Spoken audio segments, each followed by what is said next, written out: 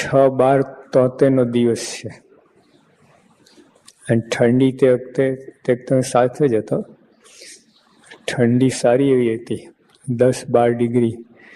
અને એના આગલે દિવસ 6 તારીખ 5મી તારીખે રાતના જાહેરમાં ખુલ્લામાં સભા થયેલી. આ ઠંડીમાં રાતના 12 વાગેલા સભા મેદાનમાં ખુલ્લામાં. હમણાં થોડા પહેલા હતી ને ઠંડી, અંદર આમ થતું હતું, બહાર તો શું થાય.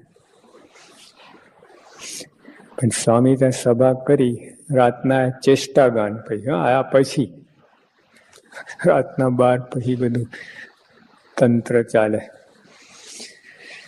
સવારે નિર્જરા એકાદશી હતી. એટલે તે વખતે સ્વામી બાપા નિર્જરા એકાદશી કરતા. ઠેઠ 83 હાર્ટ એટેક આવ્યો ને ત્યાં સુધી